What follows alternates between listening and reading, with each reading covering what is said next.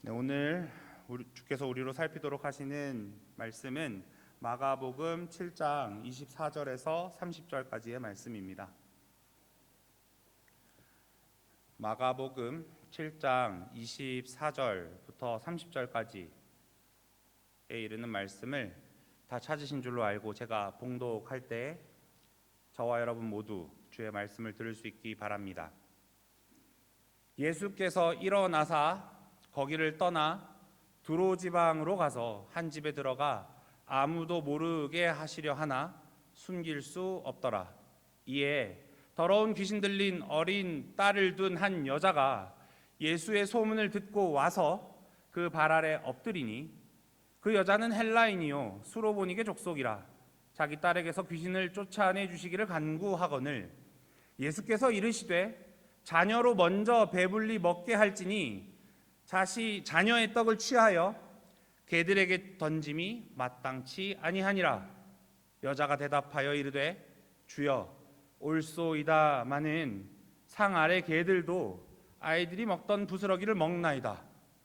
예수께서 이르시되 이 말을 하였으니 돌아가라. 귀신이 너의 딸에게서 나갔느니라 하시매 여자가 집에 돌아가 본즉 아이가 침상에 누웠고 귀신이 나갔더라. 아멘. 하나님의 말씀입니다. 이제 우리 모두에게 복된 주의 말씀을 전하겠습니다. 왜 이러죠? 여담을 하나 말씀드리자면 제가 첫째 아이가 오늘 여기 교회를 못 왔어요. 어제 아파가지고 그 병원에 입원을 했는데 제가 밤중에 같이 있다가 왔거든요. 이제 같이 있으면서 이 본문을 오늘 이걸 읽을 거라고 생각하고 있었을 거 아니에요. 제가 이걸 감정의 요동 없이 잘 읽어야 되는데 라고 생각했는데 여지없이 흔들립니다. 예.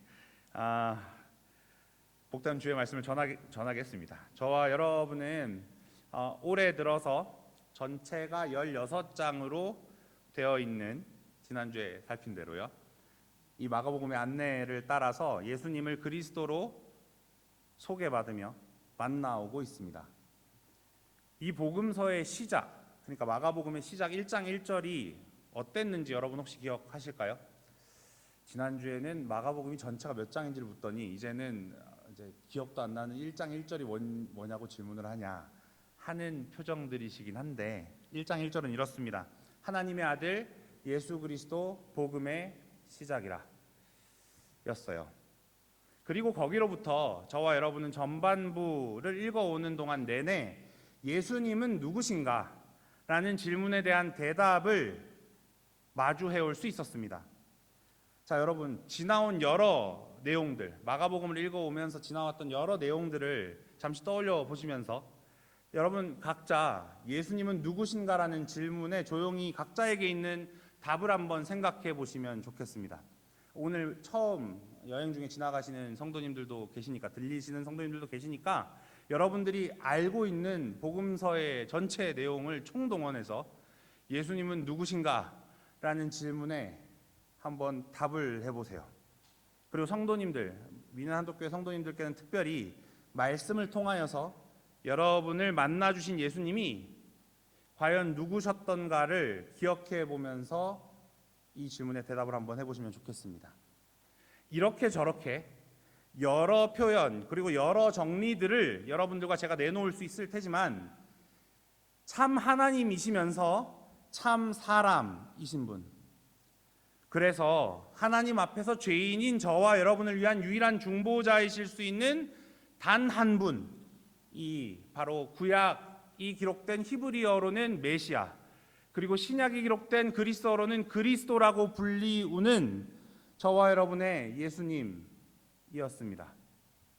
그리고 그 예수 그리스도께서는 하나님의 나라를 가져오시는 분이시라는 것도 저와 여러분은 마가복음을 통해서 읽어올 수 있었어요. 그 하나님의 나라의 어떠함은 여러 모습들이었죠. 근데 이와 같은 내용이 이어져 오던 가운데 전반부의 끄트머리 즈음에 이르러서 최근 2주 동안에 살펴본 7장에서의 논쟁을 통해서 예수님께서는 자기가 가져오신다던 그 하나님의 나라를 거부하는 사람들이 대체 어떤 이유에서 그러는지에 대해서도 또렷하게 보여주셨습니다. 다시요, 여러분. 예수님이 가져오신다던 하나님의 나라를 모두 다 받아들인다고요? 아니요, 거부하는 사람이 있다고요. 그리고 그 거부하는 사람들은 어떤 이유에서 하나님의 나라를 거부하는지에 대해서 예수님께서 논쟁 가운데 알려주고 계셨던 겁니다. 그 논쟁 가운데 드러나는 내용은 이러했어요. 먼저는 하나님의 계명을 사람의 계명, 사람의 전통으로 그릇되게 읽고 또 듣는다는 것이 한 가지 이유였습니다.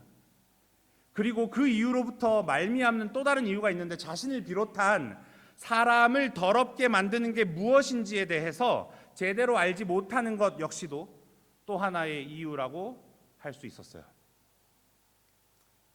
이 이유들로부터 반대로 예수님께서 가져오시는 하나님의 나라에 속하게 되는 사람들은, 그러니까 하나님의 나라를 받아들이게 되는 사람들은 어째서 그런 기쁨과 복 가운데 있게 되는가를 동시에 알 수 있었습니다. 다름 아니라 하나님께서 오롯이 은혜로 자기의 계명, 자기의 말씀을 바르게 읽고 듣도록 하시고, 그 일을 통하여서 말씀으로 알리시는 내용대로 하나님을 바로 알고, 또 그 하나님 앞에 제대로 서서 자신 스스로에 대해서도 바로 알게 하신다고 하셨죠. 그렇게 그런 지식이 풍성해지면서 하나님의 나라에 속하는 기쁨과 복 가운데 처하게 된다고 하였습니다. 여기서 자신에 대해서 바로 안다는 건 무엇이 사람을 더럽게 부정하게 만드는가라는 질문에 대해서 예수님께서 가르치신 대로 속에서, 곧 사람의 마음에서 나오는 것이 사람을 더럽게 한다라는 걸 인정하며 답하는 걸 말합니다. 그렇게 답하는 걸 자기 스스로에 대해서 잘 아는 것, 바로 아는 거라고 말하는 거예요. 이러한 이해와는 전혀 다르게 장로들의 전통에 따라서 식사 전에 씻는 일을 하지 않고 부정한, 다른 말로는 평범한 손으로 식탁에 참여한 예수님의 제자들을 비판하는 데 머무르는 게 바리새인들과 서기관들이었습니다. 그들에게 예수님께서는 레위기에서 다뤄지는 음식물에 대한 규례를 염두하시고는 이렇게 말씀하십니다. 오늘 본문 앞에 있는 18절 하반절부터 19절까지를 여러분 다시 한번 읽어볼게요. 무엇이든지 한번 읽어보죠. 시작. 무엇이든지 밖에서 들어가는 것이 능히 사람을 더럽게 하지 못함을 알지 못하느냐. 이는 마음으로 들어가지 아니하고 배로 들어가 뒤로 나감이라. 이러므로 모든 음식물을 깨끗하다 하시니라. 그러니까 예수님께서는 이렇게 가르치시는 거예요. 레위기에 나오는 음식물에 대한 규례는 그 음식들 자체에 어떤 신비로운 정함이나 깨끗함이나 부정함이 깃들어 있는 게 아니라고 말하시는 겁니다. 오히려 무엇이 정하고 무엇이 부정한지, 무엇이 깨끗하고 무엇이 부정한지를 구별하여 선언할 권위, 권세가 오직 만물의 주인이신 하나님께만 있다는 사실을 자기 백성에게 가르쳐주는 게 바로 그 레위기의 음식물 규례라고 가르치시는 거예요. 그러니까 우리가 레위기의 그 규례들을 읽을 때 정한 것과 부정한 것을 구별해서 우리가 암기하려고 애를 쓸 문제가 아니라, 이렇게 구분 지으실 수 있는 게 내가 믿는 하나님이시지를 교훈받도록 하신 게 레위기의 규례가 우리에게 주는 의미였다고 예수님이 가르치시는 거예요. 그래서 앞선 본문에서 예수님께서는 이제 그 음식물의 구별을 거두시면서, 구약에 있었던 그 음식물 가운데 있었던 정함과 부정함의 구별을 거두시면서, 사람이 하나님 앞에서 부정한 까닭은 밖에서 들어오는 음식물 중에 어떤 것에 의해서가 아니라 사람 마음에서 나오는 죄 때문이라고 밝히시는 겁니다. 구약에서도 정함과 부정함을 구별 지으실 수 있었던 하나님이 예수 그리스도로 이 땅 가운데 오셔서는 진짜 부정한 건 어디로부터 근원하는 것인지를 명백히 알려주시는 게 바로 지난주까지의 말씀이었던 거죠. 그러므로 사람은 정한 것과 부정한 것을 바르게 구분해내는 심판자의 자리에 서 있는 게 아니라, 오히려 자기 마음에서 부정한 것을 끊임없이 내어놓는 전적으로 타락한 죄인의 자리에 놓여 있다라고 예수님이 가르치시는 겁니다. 이와 함께 구약에 주어진 여러 가지 씻는 규례들이 있거든요. 이제 막 성막에 들어가 보면 물두멍도 있고 이래서 막 다 씻는단 말이에요. 하나님을 만나려고 하면. 그 씻는 것과 관련된 규례 역시도 그 행위 자체에 사람의 마음과 양심을 깨끗하게 씻어내는 신비로운 효력이 있었던 건 아니었습니다. 이게 지금 무슨 소리 하는 걸까요? 그때 그렇게 성막에 있던 물두멍에 들어가서 씻으면 깨끗해지는 거 아니었어? 그렇게 하나님 앞에서 깨끗해지는 거잖아 라고 이해하신다면 그게 아니라고 지금 우리가 교훈을 받을 수 있다는 겁니다. 그렇다면 그 규례들은, 구약에 나오는 그 규례들은 무엇을 위하여 주어진 것이었을까요? 신약의 히브리서에 가보면 이 질문에 분명하게 답을 한번 해줍니다. 여러분 히브리서 9장으로 가서 8절에서 15절까지 조금 긴 말씀인데 말씀을 함께 볼게요. 보면서 제가 설명드리죠.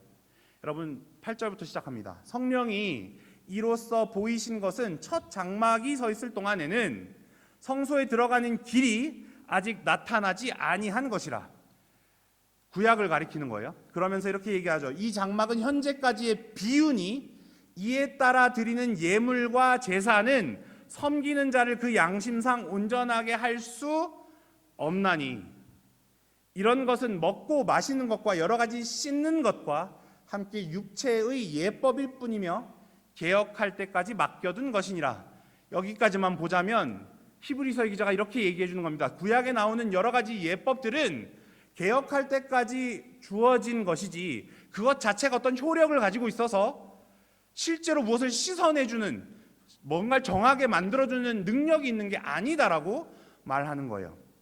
그러면서 이어지는 말씀이 이렇게 되어져 있습니다. 그리스도께서는 장래 좋은 일의 대제사장으로 오사 손으로 짓지 아니한 것 곧 이 창조에 속하지 아니한 더 크고 온전한 장막으로 말미암아 염소와 송아지의 피로 하지 아니하고 오직 자기의 피로 영원한 속죄를 이루사 단번에 성소에 들어가셨느니라. 염소와 황소의 피와 및 암송아지의 죄를 부정한 자에게 뿌려서 그 육체를 정결하게 하여 거룩하게 하거든 하물며 영원하신 성령으로 말미암아 흠없는 자기를 하나님께 드린 그리스도의 피가 어찌 너희 양심을 죽은 행실에서 깨끗하게 하고 살아계신 하나님을 섬기게 하지 못하겠느냐. 이로 말미암아 그는 새 언약의 중보자시니 이는 첫 언약 때에 범한 죄에서 속량하려고 죽으사 부르심을 입은 자로 하여금 영원한 기업의 약속을 얻게 하려 하심이라. 여러분이 다소 긴 호흡의 히브리서의 말씀은 구약의 음식 그리고 씻는 일을 포함한 제사의 규례가 사람의 양심을 그 자체로 온전하게 만드는 게 아니라 오직 그리스도와 그분이 자기 피로 이루실 영원한 속죄를 미리 보여주는 표였다라고 알려주는 겁니다. 표라고요. 표는 그 안에 어떤 화학적인 어떤 신비로운 능력이 있어서가 아니라 그 표로서 설명을 해주는 겁니다. 그 표 앞에 선 자들에게 설명을 해준다고요. 그럼 뭘 설명을 해주는 걸까요? 오실 예수 그리스도에 대한 설명을 해주기 위해서 구약의 예법이 있었던 거라고 히브리서의 기자가 우리에게 설명해 주는 거죠.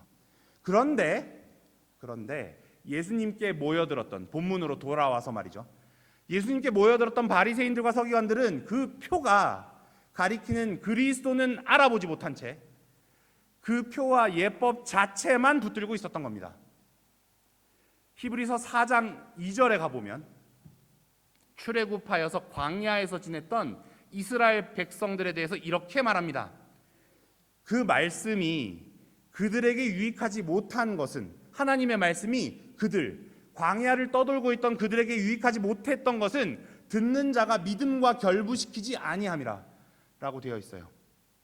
이 말씀은 직접적으로는 광야 세대를 두고 한 말씀이지만 동일한 문제가 바리새인들과 서기관들에게서도 반복됩니다.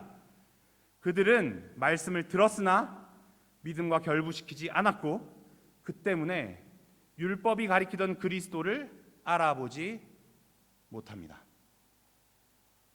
그 결과로 그들은 누가 하나님 앞에 정결한 사람인가, 다시요 여러분, 누가 하나님 앞에 부정한 사람인가에 대한 반대급부로 누가 하나님 앞에 정결한 사람인가, 무엇이 사람을 깨끗하고 거룩하게 만드는가라는 이 질문에 대해서도 그릇되게 답하기에 이릅니다. 뭐라고 답했을까요? 아브라함의 혈통으로 태어나고 8일 만에 할례를 받고 여러 정결 예법을 행하는 게 사람을 하나님 앞에서 정결하게 만든다 라고 바리새인들과 서기관들이 여긴 겁니다. 그런데 오늘 본문은 바로 이러한 통념을 근본적으로 뒤흔드는 한 사건을 이어서 보여줍니다. 여러분, 오늘 본문 속 사건은 특히 네 복음서 가운데서는 마태복음이랑 마가복음에서만 나와요. 지금까지 여러분 이스라엘의 북쪽 갈릴리 호수 근처에서 주로 사역하고 계시던 예수님께서는 오늘 본문 첫 구절에 보시면 장소를 옮기십니다. 함께 24절 읽어볼까요? 예수께서 시작. 예수께서 일어나사 거기를 떠나 두로 지방으로 가서 한 집에 들어가 아무도 모르게 하시려 하나 숨길 수 없더라. 여러분, 두로라는 이 도시 국가는 이스라엘 북쪽 국경을 넘어서 있던 곳으로 우리가 잘 알고 있는 민족 중에 하나인 페니키아 민족이 주로 거주하던 곳이었습니다. 구약 성경 속에서 이 두로는 혼자 쓰이기보다는 그 곁에 있었던 시돈까지를 묶어서 두로와 시돈이라고 불리면서 두고두고 이스라엘 곁에서 자주 등장합니다. 그런데 몇 면을 제가 다 여러분들께 오늘 말씀드릴 수는 없어요. 그런데 간단하게 말하자면 지금 방금까지 말씀드린 것만으로만 얘기하자면 이 두로는 이스라엘 경계 안에 있던 도시였나요? 아니라고요. 이스라엘이라는 민족이 살고 있던 경계 밖에 있었던 지역이었습니다. 그러니까 예수님께서는 바리새인들과 서기관들과의 그 정결 논쟁을 마치시고서 그 사람들이 언약 백성인 스스로와는 멀리 떨어져 있고 부정하다라고 여기고 있던 이방인의 땅으로 직접 들어가시는 겁니다. 본문에 따르면 예수님께서는 한 집에 들어가서 아무도 모르게 하시려 했습니다. 그러니까 사람들과의 접촉을 최소화하려고 되도록이면 피하려 하시면서 잠시 머무르려고 하셨던 것 같아요. 그러나 이미 널리 알려져 있던 예수님의 움직임은 감추어질 수가 없었죠. 이윽고 한 여인이 예수님을 찾아옵니다. 오늘 본문 25, 26절 말씀을 함께 읽어볼까요? 이에 시작. 이에 더러운 귀신 들린 어린 딸을 둔 한 여자가 예수의 소문을 듣고 와서 그 발 아래 엎드리니 그 여자는 헬라인이요 수로보니게의 족속이라 자기 딸에게서 귀신을 쫓아내 주시기를 간구하거늘. 여러분, 안 그래도 부정한 이방인들의 땅인데 그 중에서도 더럽디 더러운 귀신이 들린 딸을 가진 여자가 예수님의 발 앞에 와서 엎드렸다고 합니다. 사랑하는 교우 여러분, 이 구절에서 지금 방금 읽은 이 두 구절에서 저와 여러분이 함께 주목할 표현은 한 여자가 예수의 소문을 듣고 곧 와서라는 표현입니다. 앞선 여러 경우들에서처럼 오늘 사건에 나오는 이방 여인도 예수님에 대한 소문을 듣는 일이 우선합니다. 이걸 제가 지금 이렇게 중요하게 여기는 게 과연 적절하다고 같은 사건을 다루는 마태복음 역시 지지해줘요. 마태복음 15장 22절의 말씀을 한번 보시죠. 가나안 여자라고 시작하는데 제가 읽어볼게요. 가나안 여자 하나가 그 지경에서 나와서 소리질러 이르되 주 다윗의 자손이여 나를 불쌍히 여기소서 내 딸이 흉악하게 귀신 들렸나이다 하되. 그러니까 이 여인이 예수님의 소문을 그야말로 제대로 들었기에 그녀는 예수님을 이렇게 부릅니다. 주 다윗의 자손이여 라고 말이죠. 여러분, 이 호칭은 단순히 혈통적으로 다윗의 후손이라는 걸 가리키는 말이 아니라 하나님께서 성경을 통해서 이스라엘에게 자기를 알리셨던 그 하나님께서 이스라엘에게 보내시겠노라고 약속하셨던 메시아를 가리키는 전형적인 호칭이었습니다. 그러니까 여러분, 지금 이 이방 여인은 예수님을 뭐라고 부르는 겁니까? 메시아라고 부르고 있는 겁니다. 들음에서부터 비롯하는 예수를 다윗 자손, 그리스도로 아는 믿음을 저와 여러분 오늘 이 여인에게서도 발견할 수 있는 겁니다. 그런데요, 여러분. 그런데 마태와 마가는 이 여인의 배경을 굳이 자세히 기록을 합니다. 마가는 그녀를 헬라인이며 수로보니게 족속이라고 소개하고, 마태는 이 더 오래된 구약적인 표현을 가지고 와서 가나안 여자라고 부릅니다. 여러분, 우선 마가는 본문에서 이 여자를 구체적으로 소개하길 뭐라고 소개했다고요? 헬라인, 요즘식으로 얘기하자면 그리스인으로 수로보니게 족속이라고 해두었습니다. 여러분, 수로보니게라는 말은 설명이 좀 필요한데, 수리아, 그러니까 지금으로 따지면 시리아를 말해요. 시리아와 페니키아를 이제 버니게라고 음역하거든요. 그래서 그 두 가지를 합쳐서 수로보니게라고 얘기하는 거예요. 그러니까 이 말은 뭘 의미하는 거죠? 수리아 지역에 거주하던 페니키아계 사람이었다는 겁니다. 이 사람이. 그러한 족속이었던 이 여인은, 여러분 그럼 다시 한번 생각해 보죠. 당시 유대인의 시선으로 보면 언약 공동체 안에 있는, 맞나요? 밖에 있는 부정한 이방인으로 여겨졌을 겁니다. 게다가 여기서 한술 더 떠서 마태는 이 여인을 뭐라고 불렀다고요? 가나안 여인이라고 불렀다고요. 이 표현은 그녀가 다른 사람들보다 혈통적으로 더 악했다, 본성적으로 더 부패한 사람이었다라는 말은 아닙니다. 그도 그럴 게, 여러분, 아담의 모든 자손은 누구나 동일하게 죄 아래 있는 사람들이지 않습니까? 저와 여러분을 비롯해서 말이죠. 다만 마태는 이 표현, 가나안 여인이라는 표현을 사용해서 이 여인이 이스라엘의 역사 속에서 오랫동안 하나님의 심판과 적대의 대상으로 회자되던 그런 민족에 속한 사람이고, 언약의 복으로부터 가장 멀리 떨어져 있는 것으로 여겨지는 사람이었다는 사실을 강조하는 겁니다. 그도 그럴 게, 여러분, 가나안이라는 호칭, 여러분 성경에서 가장 먼저 어디 나오는지 또 퀴즈를 한번 해보죠. 가나안 제일 먼저 어디서 만날 수 있어요? 성경에서? 어디요? 가나안 사람들. 거기서 나오는 것이 첫 번째인 것 같은데, 여러분 제일 처음은 어디냐면 노아 시절입니다.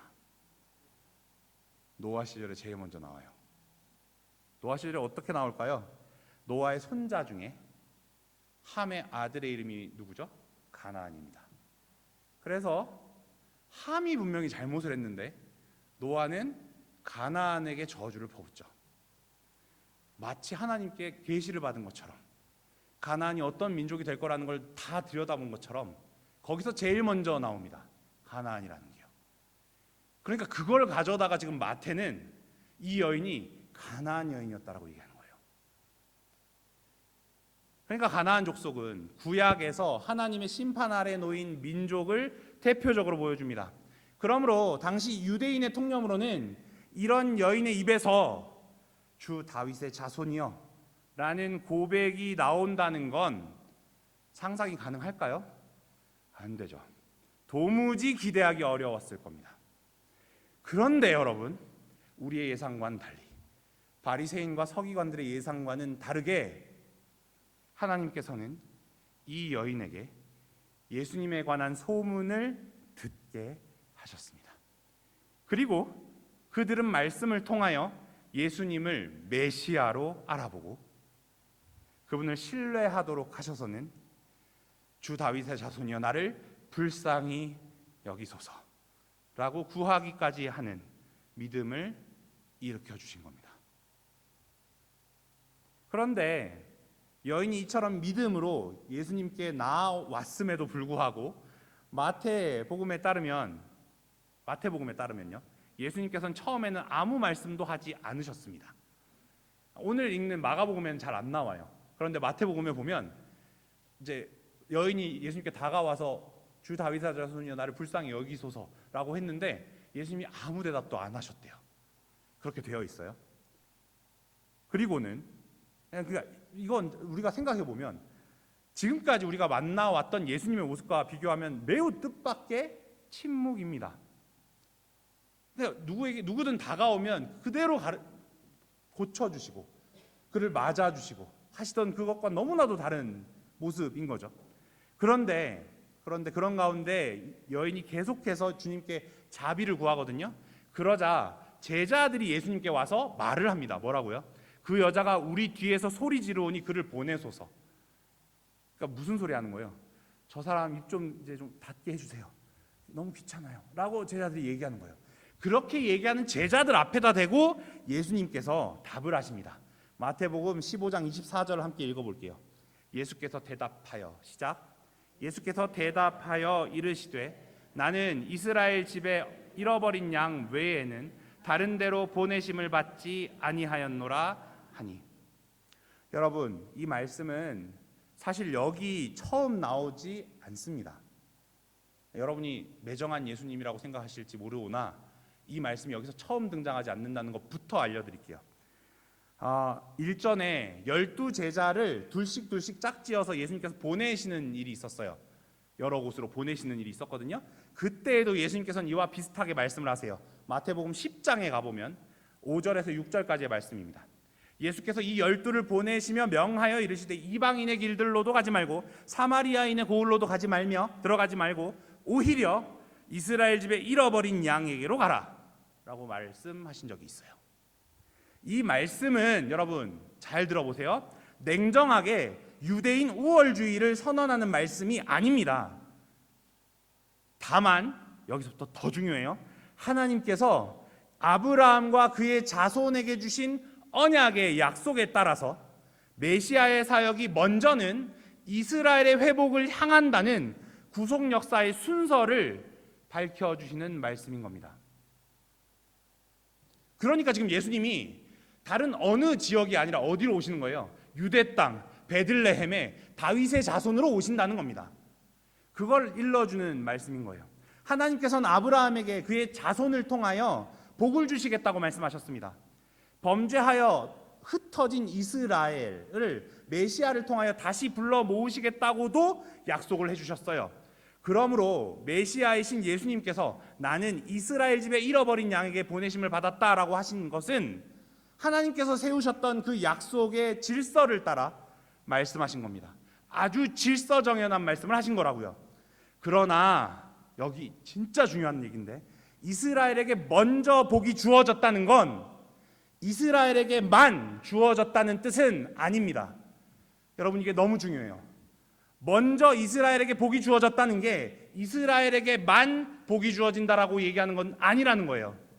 하나님께서 아브라함에게 처음 주신 약속 가운데 보면 오직 그의 씨로 말미암아 땅의 모든 족속이 복을 받게 하시겠다라는 약속이 주어져 있었기 때문입니다. 애초부터 말이죠. 여인은 그런데 여러분 오늘 본문에 나온 이 여인은 아직 이 말씀의 결론을 듣지 못했습니다만 계속해서 예수님께 나와 절하며 말합니다. 뭐라고요? 주여 저를 도우소서라고 말이죠. 오늘 본문에 따르면 자기 딸에게서 귀신을 쫓아내 주시기를 간구하였다라고 합니다. 여러분 이 간구에 예수님께서는 다시 한번 저와 여러분의 귀에는 거칠게 들릴 수 있는 말씀을 하십니다. 본문 27절의 말씀 한번 읽어볼까요? 예수께서 시작.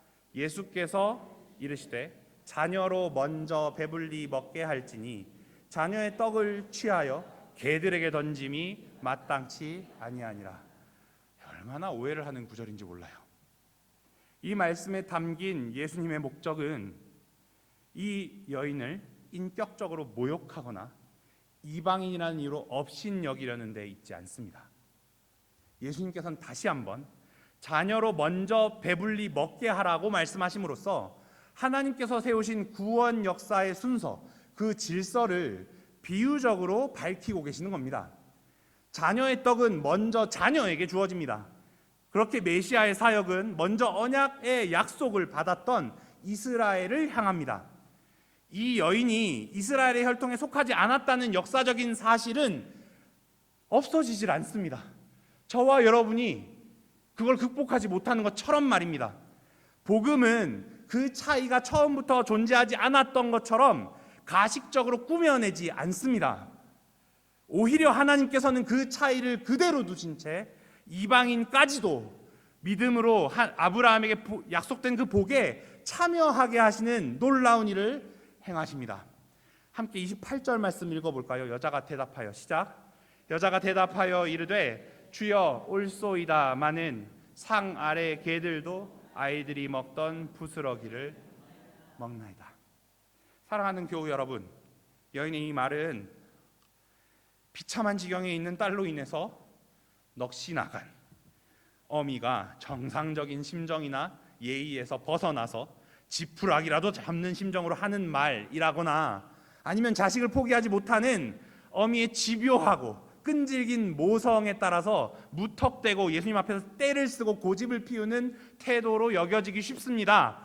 그러나 이 대답은 수단을 가리지 않고 내 딸을 낫게 하겠노라는 마음만으로 집요하고 끈질기게 예수님을 잡고 늘어지는 태도에서 나오는 말이 아닙니다.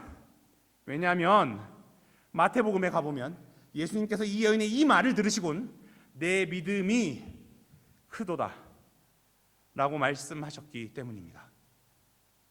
이 말에서 우리가 확인할 수 있는 이 여인에게 있는 믿음의 내용이 뭡니까 여러분? 우선 엿볼 수 있는 하나의 믿음의 내용은 자신의 비참한 처지에 대한 정직한 인정입니다. 먼저 이 여인은 주님의 말씀에 거부를 하지 않아요. 주여 올소이다 라고 대답하죠. 그녀는 자신에게 하나님의 은혜를 요구할 권리가 있다고 주장하지 않습니다. 자신이 이스라엘의 언약 공동체 밖에 있고 자녀에게 먼저 주어지는 그 떡을 당당하게 요구할 만한, 자기 몫으로 요구할 만할 수 없는 사람이라는 사실을 정직히 인정하는 겁니다. 그래서 28절 말씀에는 지금 제가 말하는 것 같은 의미가 담겨 있어요. 여러분, 주님 옳습니다. 저는 자녀가 먹을 수 있다는 그 떡을 같이 먹을 수 있는 사람이 아닙니다. 저는 주의 나라를 상속받을 자녀라고 일컬어지기엔 어림도 없어 보입니다. 제 삶의 면면으로만이 아니라 태생적으로도 저는 변할 수 없이 가난한 사람, 이방인 중에서도 가난한 사람이니까 말입니다. 허나 그럴지라도 상 아래에 있는 개, 애완견은 그 자녀들이 먹는 상에서 떨어지는 부스러기라도 먹지 않습니까? 그 부스러기 같은 은혜라도 저와 제 딸에게는 족한 은혜입니다. 이게 신자의 겸손입니다.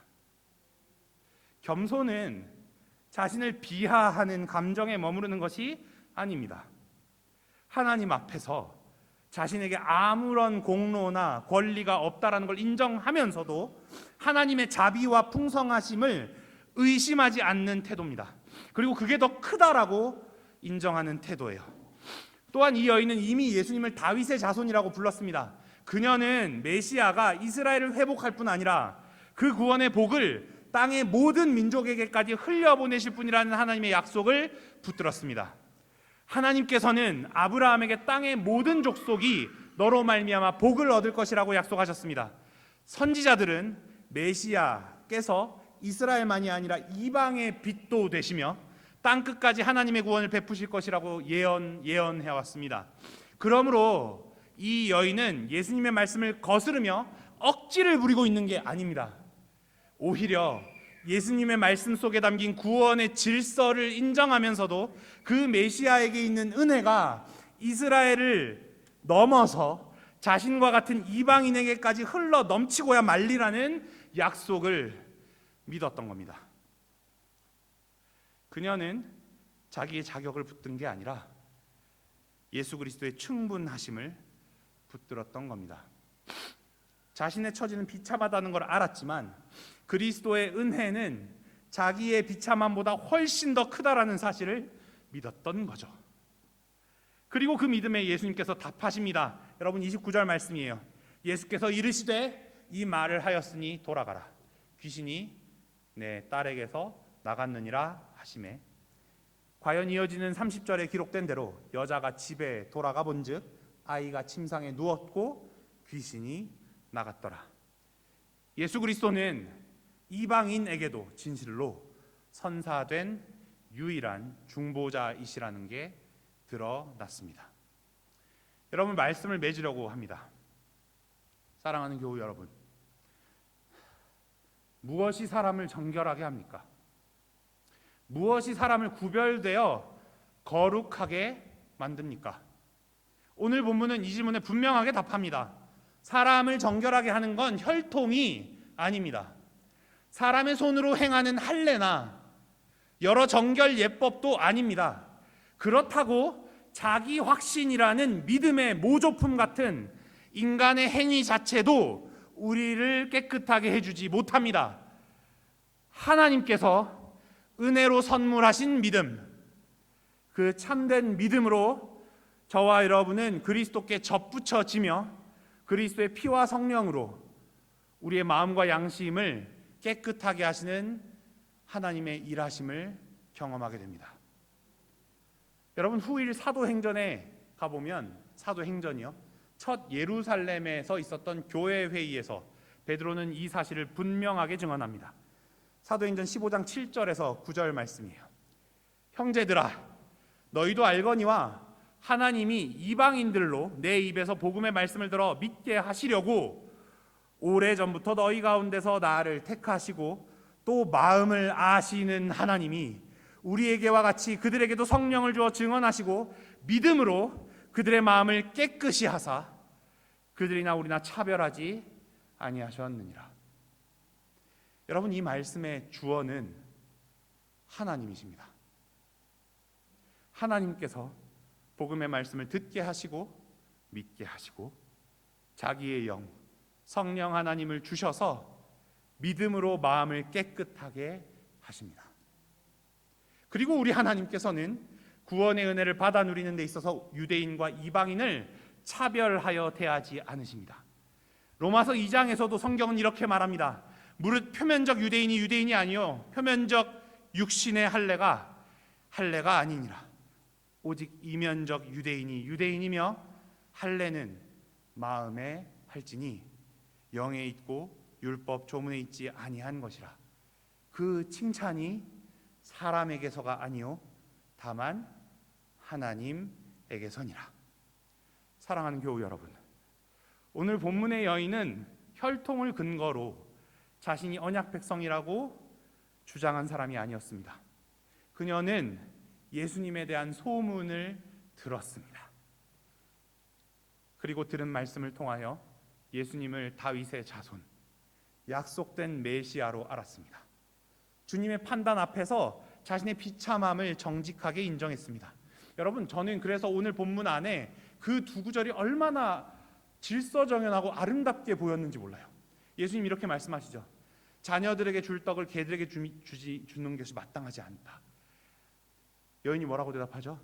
주님, 옳소이다마는 상 아래 있는 개들도 자녀들이 떨어뜨려 놓은 부스러기를 먹나이다. 우리는 거기서 곧잘 예수님이 나쁜 분이라고 이해해요. 그런데 이 여인은 저와 여러분에게 교훈해 줍니다. 믿음을 선사받은 사람은 그 말 앞에, 예수님의 그 말 앞에 자신의 처지를 정확하게 인정하며 하나님을 만나는 자리 가운데로 나아간다는 사실을 말입니다. 그래서 그 여인은 주의 은혜가 자기와 자신의 딸을 살리기에 충분하다라고 굳게 신뢰했습니다. 그녀는 자기의 자격이 아니라 중보자 예수 그리스도를 붙들었습니다. 여러분, 이게 바로 말씀을 청종한다는 겁니다. 여러분, 3주 동안 제목이 말씀을 청종한다라는 말이 있었는데, 청종한다는 건 듣는다는 것과 순종한다는 걸 같이 넣어놓은 거잖아요. 근데 여러분들은 거기서 순종이라는 단어를 여러분들이 뭘 해야 된다라고 생각하세요. 아닙니다. 예수님이 말씀하시는 말씀, 하나님이 허락하시는 말씀 앞에 자기의 처지를 인정하는 걸 가리켜서 청종이라고 말합니다. 그걸 성도님들과 제가 오늘 이 말씀으로 확인하고자 했습니다.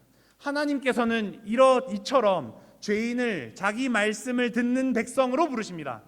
말씀을 통하여 그리스도를 알게 하시고 자기의 비참함도 알게 하시며 마침내 아무 공로 없는 죄인으로 그리스도에게 피하도록 하십니다. 그리고 믿음으로 그리스도께 그렇게 접붙여진 사람은 하나님께서 그리스도의 피와 성령으로 정결하게 하시는 은혜를 겪어서 자기의 거룩한 백성 삼으시는 일을 만나게 됩니다. 이게 바로 죄인을 말씀을 청종하는 자기 백성으로 삼으시는 하나님의 나라입니다. 오늘도 말씀과 성령으로 우리의 마음에 할례를 행하시고 참된 믿음으로 그리스도에게 접붙여지게 하신 하나님을 향하여 감사가 가득한 저와 여러분, 우리 한독교회 모든 성도들 되시기를 주님의 이름으로 축복하고 소원합니다. 함께 기도하겠습니다.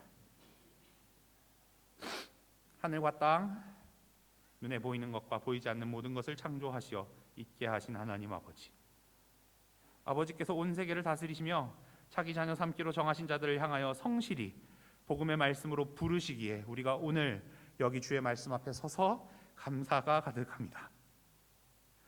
또한 그러한 우리의 구원을 위하여 사람이 되사 우리에게 생명을 내어주신 우리 주 예수 그리스도, 그 거룩하신 아들 하나님께 감사가 넘칩니다. 이제 그 아버지와 아들에게서 우리에게로 보내어지신 성령 하나님께서 말씀을 듣게 하시고 영생을 살게 하시니 주님, 우리 가운데 기쁨이 가득합니다. 주님, 오늘 본문의 수로보니게 여인을 은혜로 선대하신 것처럼 우리도 긍휼히 여겨 주옵소서. 우리 안에 아무 공로나 자격이 없음을 정직히 인정하게 하시되 그리스도의 은혜가 우리의 죄와 비참함보다 훨씬 크다는 사실을 의심치 않게 하옵소서. 성령으로 우리의 마음에 할례를 행하시고 선물해 주신 참된 믿음으로 그리스도를 굳게 붙들게 하시며 겸손과 감사로 주의 말씀을 청종하며 살아가게 하시기를 우리 주 예수 그리스도 이름으로 기도합니다.